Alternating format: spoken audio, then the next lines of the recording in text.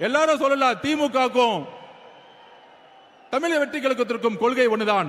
அறிஞர் அண்ணாவும் புரட்சி தலைவர் எம்ஜிஆர் அவர்களும் ஏழ்மையும் சமத்துவத்தையும் ஏழ்மையை ஒழிக்கணும் சமத்துவத்தை உருவாக்கணும் தான் கட்சி ஆரம்பிச்சாங்க. அதுக்கப்புறம் இன்னைக்கு அதிமுக எந்த நிலைமையில இருக்கு? அண்ணா அவர்களுடைய குறிக்கோள் வந்து திரு மு க ஸ்டாலின் அவர்கள் விலகிட்டாரு.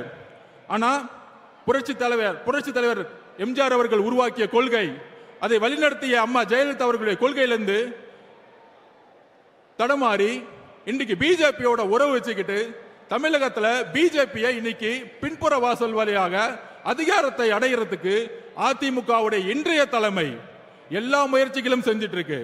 அப்படி இருக்கும் பொழுது நாங்கள் உறுதியாக கூறுகிறோம், அறிஞர் அண்ணாவுடைய கொள்கைகளையும் புரட்சி தலைவர் எம்ஜிஆர் அவர்களுடைய கொள்கைகளையும் உள்வாங்கி அதை அரசியல் வெற்றியாக மாற்றி 2026 மிகப்பெரிய இளைஞர் புரட்சியை உருவாக்கி தலைவர் விஜய் அவர்கள் முதல்வராக உருவாகி அந்த கொள்கையை நிறைவேற்றக்கூடிய வலிமை எங்களுடைய தலைவர்களுக்கும் தமிழக வெற்றி கழகத்திற்கு மட்டும்தான் இருக்கிறது.